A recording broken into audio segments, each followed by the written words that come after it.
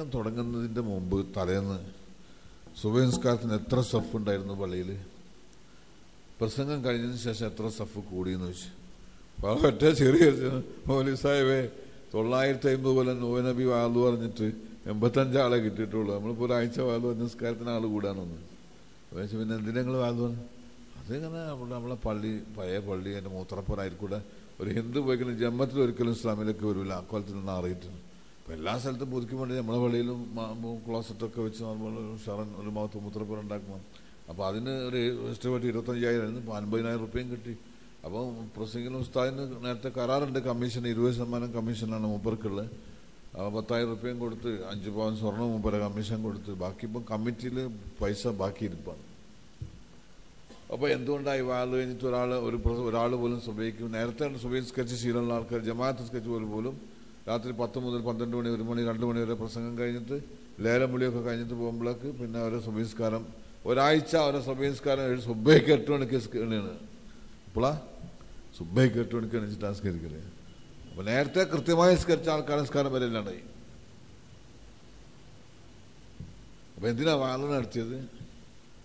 എന്തുകൊണ്ടാണ് നമ്മുടെ മുസ്ലിം കേരളം ഇന്ന് ലോകത്ത് ഒട്ടും ഇസ്ലാമില്ലാത്ത നാട് എവിടെയാണെന്ന് ചോദിച്ചാൽ അള്ളാഹുവിൻ്റെ തൗഫീഖോടുകൂടി അൽഹംദുലില്ലാ ഇന്ത്യൻ്റെ മറ്റ് പല സംസ്ഥാനങ്ങളിലും മിക്കവാറും സംസ്ഥാനങ്ങളിലും വിദേശ രാജ്യങ്ങളിലും പോകാൻ തൗഫീഖ് കിട്ടിയത് കൊണ്ട് നേരിട്ട് കണ്ട് അനുഭവിച്ച് മനസ്സിലാക്കുന്ന പേര് പറയാണ് ലോകത്ത് ഒട്ടും ഇസ്ലാമില്ലാത്ത നാട് എവിടെയാണെന്ന് വെച്ചാൽ കേരളം മലബാറാണ്.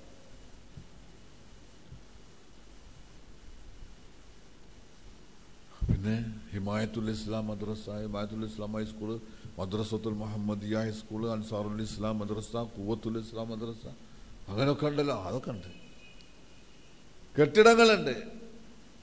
അതിൻ്റെ പേരിൽ ജീവിക്കുന്ന കുറേ മനുഷ്യരുണ്ട്. ദീനുണ്ടോ? ഒരിക്കൽ ഞാൻ അബുദാബിയിൽ നമ്മൾ താമസിക്കുന്നതിൻ്റെ അടുത്തുള്ള ഇത്തിഹാദ് പ്രസിൻ്റെ അടുത്തുള്ള വലിയ പള്ളിയുണ്ട്. ദിവസം അസറിന് ശേഷം ഞാൻ താലീം എടുത്തു. റിയാദു സാലിം വായിക്കും അറബിയിൽ അതിനെ വിശദീകരിക്കും. അപ്പോൾ ധാരാളം അറബികളൊക്കെ ഇരിക്കും. അപ്പോൾ അറബികളൊക്കെ ഇരിക്കുന്നതുകൊണ്ട് 5-6 മലയാളികളും ഇരിക്കും. ഞങ്ങളുണ്ട് കൊടുത്തിരുന്നത്. അല്ലെങ്കിൽ മലയാളികളൊന്നും ഇരിക്കില്ല, അവർക്ക് മോശമാണ് ഇത് ഇരിക്കല്, വട്ടത്തിലിരുന്ന് കേൾക്കലൊക്കെ. അപ്പോൾ അറബികളൊക്കെ വലിയ വലിയ ശേഖന്മാരൊക്കെ ഇരിക്കുന്നതുകൊണ്ട് അവരിരിക്കും. ഒരു പ്രാവശ്യം താലീം കഴിഞ്ഞപ്പോൾ അവരായിട്ട് പരിചയപ്പെട്ടു. അപ്പോൾ നിങ്ങൾ മലയാളിയാണല്ലേ എന്നോട് ഒന്ന് കൊല്ലം വേഷം പിന്നെ അറബി സംസാരം കേട്ടു പരിചയപ്പെട്ടു. അപ്പോൾ അതിലൊരാൾ കുറച്ച് പ്രായമൊക്കെയുള്ള ഒരാൾ, നിങ്ങളൊക്കെ പ്രായമുള്ള ഒരാളോട് ചോദിച്ചു നിങ്ങളെവിടെയാ സ്ഥലം? ഞാൻ പയ്യന്നൂരാണ്. അപ്പോൾ ഞാൻ ചോദിച്ചു പയ്യന്നൂരിലെ മുസ്ലിമീങ്ങളുടെ ഇസ്ലാമിക അവസ്ഥ എന്താണ്, ഇസ്ലാമിക നിലവാരം എങ്ങനെയാണെന്ന് ചോദിച്ചു. അപ്പോൾ ഞാൻ ഹൈലി അഡ്വാൻസ്ഡാണ്. അപ്പം ഞാൻ ചോദിച്ചു എനിക്കങ്ങനെ ഇംഗ്ലീഷിൽ വലിയ കഴിവൊന്നുമില്ല, പക്ഷേ ചെറിയൊരു പരിജ്ഞാനത്തിൽ എനിക്ക് തോന്നുന്ന അർത്ഥം അങ്ങേയറ്റം പുരോഗമിച്ച നാടാണ്, ഒരു പുരോഗമിച്ച അവസ്ഥ ഇസ്ലാമികമായിട്ട് അങ്ങേറ്റം പുരോഗമിച്ച ലെവലാണെന്നാണ് അർത്ഥം എന്ന് തോന്നുന്നു. അങ്ങനെ തന്നെ ഞാൻ പറഞ്ഞു. ഒരു പ്രാവശ്യം എൻ്റെ അമ്മോശൻ അബുൽ ഖൈർ മൗലവി കോഴിക്കോട് തിരുവനന്തപുരത്തേക്ക് ട്രെയിനിൽ യാത്ര ചെയ്യുമ്പോൾ ഒരു യാത്രക്കാരനായിട്ട് പരിചയപ്പെട്ടു. നമുക്കിപ്പോൾ അയാൾ പാലാക്കാരൻ ചേട്ടനാണ്, പാലയിൽ ചേട്ടനാണ്. അപ്പോൾ അയാളുടെ ജോലി ചോദിച്ചപ്പോൾ അയാൾ പറഞ്ഞു ഇപ്പോൾ നമ്മുടെ പയ്യന്നൂരിലാണ് 6 ഷോപ്പുണ്ട്, മെഡിക്കൽ ഷാപ്പല്ല, എന്താ ഷാപ്പ്? 6 കള്ള് ഷാപ്പ്. നിങ്ങളെ ആൾക്കാർ കള്ളുകൂടി നിർത്തിയാൽ അന്ന് 6 ഷോപ്പും പൂട്ടേണ്ടി വരും. ആ പറഞ്ഞത് ശരിയാണോ എന്ന് ചോദിച്ചാൽ അയാളോട്. അത് ഏറെക്കുറെ ശരിയാണെന്ന്. അപ്പോൾ ഞാൻ ഈ ഹൈലി അഡ്വാൻസ്ഡിൻ്റെ അർത്ഥം എന്താണെന്ന് വെച്ചാൽ അത് ഞങ്ങൾക്ക് തന്നെ പയ്യന്നൂർക്കാർ ബഹ്റൈനിലും ഖത്തറിലും അബുദാബിയിലും സൗദിയിലൊക്കെ ആയിട്ട് ഒരുപാട് ചെറുപ്പക്കാരൊക്കെ ഉണ്ട്. ഞങ്ങളും കൂടെ പിരിവെടുത്ത് ഒരു 20 കൊല്ലം മുമ്പത്തെ സംഭവമായിരുന്നു. അപ്പോൾ പിരിവെടുത്തിട്ട് ഞങ്ങൾ വലിയ 4 മിനാറുള്ള വലിയ പള്ളി ഉണ്ടാക്കിയിട്ടുണ്ട്, മാർബിൾ മറ്റേ ഗ്രാനൈറ്റൊക്കെ പതിച്ച്. പിന്നെ 10ാം ക്ലാസ് വരെയുള്ള സമസ്തയുടെ മദ്രസ നടക്കുന്നുണ്ട്, 25ഓളം മുഅല്ലിമീങ്ങളുണ്ട്. പിന്നെ പള്ളി ദർസ് ഉണ്ട്, അവിടെ 10-25 മുതഅല്ലിമീങ്ങൾ ഓതുന്നുണ്ട്, അവർക്കൊക്കെ ഭക്ഷണമൊക്കെ ഫ്രീ ആണ്. ഞാൻ പറഞ്ഞു ഇതൊന്നും ദീനല്ല, ദീൻ ഉണ്ടാകാനുള്ള മാർഗങ്ങളാണ്. ദീൻ എന്ന് പറഞ്ഞാൽ എന്താ? അപ്പോൾ ഞങ്ങളൊക്കെ സ്കൂളിൽ പഠിക്കുന്ന കാലത്ത് പ്യൂണ് വരും വൈകുന്നേരം ഒരു ഉച്ചക്ക് ശേഷം. അപ്പോൾ ഒരു സ്ലിപ്പ് പോയിട്ട് അപ്പോൾ വലിയ സന്തോഷമാണ് കുട്ടിക്ക്. മാഷ് നോക്കിയിട്ട് വയ്ക്കും, ഓണം പ്രമാണിച്ച് നാളെ മുതൽ 10 ദിവസം സ്കൂളിന് അവധിയാണ്, ഇന്ന ദിവസം സ്കൂൾ തുറക്കുള്ളൂ. ഭയങ്കര സന്തോഷം. ഒരു കുട്ടി ഓടിച്ചു, സാർ നാളെ മുതൽ സ്കൂളില്ല. ഇല്ല, ഇനി എപ്പോഴാണ് തുറക്കുക? അതോടെ വായിച്ചത്. അടുത്ത് വേറെ കുട്ടി പറ്റും, സാർ അവൻ പാടിയെടുത്ത് ഉടനെ. അപ്പോൾ സ്കൂളില്ല 10 ദിവസം. അങ്ങനെ 2 ദിവസം കഴിഞ്ഞപ്പോൾ ഉമ്മ റേഷൻ ഷോപ്പിൽ അരി മേടിക്കാൻ അയച്ചു. അപ്പോൾ കുരുത്തക്കെടുള്ള കാലമാണെന്ന്. അപ്പോൾ അരിയൊക്കെ മേടിച്ചു വന്നപ്പോൾ ഉമ്മ സ്കൂളുണ്ട് കേട്ടോ, സ്കൂളുണ്ട് കേട്ടോ. നിങ്ങളെല്ലാം അവന് സ്കൂൾ പൂട്ടി നോക്കാൻ. എന്നിട്ട് പിന്നെ 2 ദിവസത്തെ സ്കൂൾ നഷ്ടപ്പെടും. സ്കൂളുണ്ടോ? ആ സ്കൂളുണ്ട്, ഞാൻ കണ്ട് സ്കൂൾ മദ്രസത്തുൽ മുഹമ്മദിയാന്ന് ബോർഡുണ്ട് അവിടെ, കെട്ടിടമുണ്ട് അവിടെ. ഞാൻ മെല്ലെ ഉള്ളിലേക്ക് ചെന്ന് നോക്കിയും ബെഞ്ചും ഡെസ്കും കസേരയൊക്കെ അവിടെ തന്നെ ഉണ്ട്, ബോർഡ് അവിടെ ഉണ്ട്, ഫാൻ അവിടെ ഉണ്ട്, ലൈറ്റ് അവിടെ ഉണ്ട്, എല്ലാം ഉണ്ട് അവിടെ. ഓ അത് ശരി, ക്ലാസ് നടക്കുന്നുണ്ടോ? അതില്ല. എന്തില്ല ക്ലാസ് നടക്കണില്ല. ബാക്കിയെല്ലാം ഉണ്ട്, ബോർഡുണ്ട് അവിടെ, ഡെസ്ക് ഉണ്ട്, മേശുണ്ട്, കസേരയുണ്ട്, ബോർഡുണ്ട്, എല്ലാം ഉണ്ട്. ക്ലാസ് മാത്രമല്ല. അപ്പോൾ അവിടെ സ്കൂൾ ഉണ്ടെന്ന് പറയുമോ? സ്കൂൾ അവധിയാണ് സ്കൂളിൽ. ആ സമയത്ത് ഒരു സ്ഥലത്ത് അവിടെ കെട്ടിടമൊക്കെ താർന്നു പോയി. അവിടെ മുറ്റത്ത് മരത്തിൻ്റെ ചുവട്ടിൽ നിന്ന് ഓരോ മാഷും, ഒരാൾ സയൻസ് പഠിപ്പിക്കുന്നു, ഒരാൾ മാത്സ് പഠിപ്പിക്കുന്നു, ഒരാൾ ഇംഗ്ലീഷ് പഠിപ്പിക്കുന്നു. അവിടെ സ്കൂൾ നടക്കുന്നുണ്ടെന്ന് പറയില്ലേ? കാരണം എന്താ? അധ്യാപനം. സ്കൂൾ എന്ന് പറഞ്ഞാൽ എന്താ? അധ്യാപനമാണ്, ബോർഡല്ല, വലിയ കെട്ടിടമല്ല, അധ്യാപനം.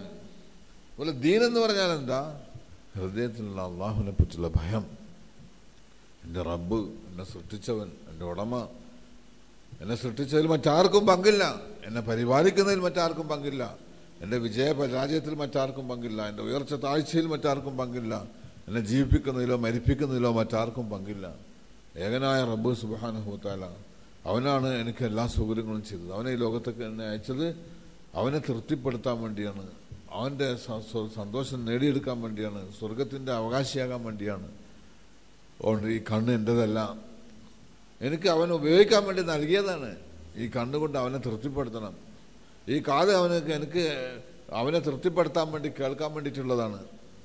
ഈ നാവ് അവനെ തൃപ്തിപ്പെടുത്താൻ വേണ്ടി സംസാരിക്കാനുള്ളതാണ്. ഈ കൈകാലുകൾ അവനെ തൃപ്തിപ്പെടുത്താൻ ഉപയോഗിക്കാനുള്ളതാണ്. ഇതെൻ്റെതല്ല, അതൊക്കെ അവൻ്റെതാണ്, അവൻ തന്നതാണ്. ഇഷ്ടം പോലെ ഉപയോഗിക്കാൻ തന്നതല്ല, അള്ളാഹുവിൻ്റെ ഇഷ്ടത്തിനനുസരിച്ച് ഉപയോഗിക്കാൻ തന്നിരിക്കുകയാണ്. അവൻ കാണുന്നുണ്ട്, കേൾക്കുന്നുണ്ട്, അവൻ അറിയുന്നുണ്ട്. ആരും അറിയാതെ എൻ്റെ കട്ടുനോട്ടുണ്ടല്ലോ, ആരും അറിഞ്ഞില്ല. ഒരു പെണ്ണയിലെ കൂടെ പോകണം, ആരും അറിഞ്ഞില്ല. അങ്ങനെ നോക്കി ആ നോട്ടവും അവൻ അറിയുന്നുണ്ട്. മനസ്സിൻ്റെ ഉള്ളിലുള്ള വിചാരങ്ങൾ അവൻ അറിയുന്നുണ്ട്. അതുകൊണ്ട് എനിക്ക് തെറ്റ് ചെയ്തുകൂടാ. ഈ വികാരം മനുഷ്യന് അവൻ്റെ 24 മണിക്കൂർ ജീവിതത്തെ നിയന്ത്രിക്കപ്പെടുക എന്നുള്ളതാണ് ദീൻ എന്നുള്ള ഉദ്ദേശിക്കുന്നത്. ഇത് നമ്മളിലുണ്ടോ?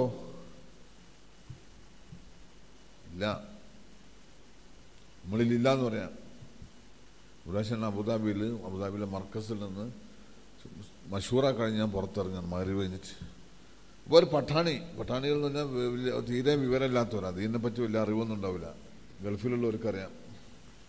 വെള്ളനെ കാത്തു നിൽക്കുകയാണ്.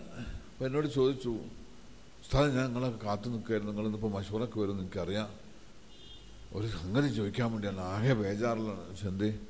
ഞാനൊരു പള്ളിയിലെ ഫറാശാണ്, അടിച്ചു വരുന്ന വൃത്തിയാക്കുന്ന ജോലിക്കാരനാണ്. അവിടെ പള്ളിൻ്റെ മുറ്റത്ത് ഇങ്ങനെ പൂച്ചട്ടികൾ വെച്ച് പൂക്കൾ ഉണ്ട്. അപ്പോൾ അതിൽ നിന്നും വ്യാഴാഴ്ച മർക്കസിൽ പരിപാടിക്കാൻ വരുമ്പോൾ 2-3 പൂക്കൾ പൊട്ടിച്ചു കൊണ്ടുവന്നു. പിന്നെ എനിക്ക് ഭയങ്കര ബേജാറായി. പഠിച്ചോനെ, പള്ളിയിൽ പോവാണ്, വേറെ സ്ഥലത്തേക്ക് പൊട്ടിച്ചു കൊണ്ടുപോകാൻ പാടുണ്ടോ, ഞാൻ ചെയ്തത് തെറ്റിപ്പോയോ, ഹറാമായി പോയോ, ആകെ ബേജാറായി. കണ്ടവരോടൊന്നും പോയി ചോദിച്ചുകൂടാ, അതും സാരമില്ല എന്ന് പറയും ചിലർ. അപ്പോൾ അതിനെപ്പറ്റി ശരിക്കും മുഅ്തബറായ ഒരാളെ കിട്ടണമെന്ന് വിചാരിച്ചു. നിങ്ങൾ അന്വേഷിക്കായിരുന്നു. ഇപ്പോൾ അൽഹംദുലില്ലാഹ് കിട്ടി. അപ്പോൾ നിങ്ങൾ പറയും ഉസ്താദേ. അത് അവിടെ നട്ട ആൾക്കാരുടെ ലക്ഷ്യം അവിടെ വരുന്ന ആൾക്കാർക്ക് മാത്രം അവിടെ കാണാനും ആസ്വദിക്കാനും വേണ്ടിയാണെങ്കിൽ കൊണ്ടുപോകാൻ പാടില്ല. അത് ആർക്കും പറിച്ചു കൊണ്ടുപോകാം, ആർക്കും ആസ്വദിക്കാം എന്നുള്ള പൊതുവായ നിലയിലാണെങ്കിൽ ഉപയോഗിക്കാം. എന്നാലും സൂക്ഷിക്കണം നല്ലതാണ്. അപ്പോൾ ആ പട്ടാണിയായ മനുഷ്യൻ്റെ ദീനിനെ പറ്റി വലിയ വിവരമൊന്നുമില്ല. ഫാത്തിഹ പോലും ശരിക്കും ഉച്ചരിക്കാൻ ശ്രമിച്ചാലും നാവ് വളയാത്ത തരത്തിലുള്ള ആ പട്ടാണിയായ മനുഷ്യൻ്റെ മനസ്സിലുള്ള ഭയം, ഞാൻ ഈ പൂ പൊട്ടിച്ചു കൊണ്ടുവന്നത് ഹറാമാണോ, അള്ളാഹുവിൻ്റെ ശിക്ഷ എനിക്കുണ്ടാവുമോ, നാളെ ആഖിറന്റെ അപകടത്തിലായി പോകുന്നുള്ള ഭയം 2-3 ദിവസമായിട്ട് അയാളുടെ ഉറക്കത്തെ നഷ്ടപ്പെടുത്തി. ഭക്ഷണം കഴിക്കാനുള്ള രസം അയാൾക്ക് ഇല്ലാതെ പോയി. ആ സമയത്ത്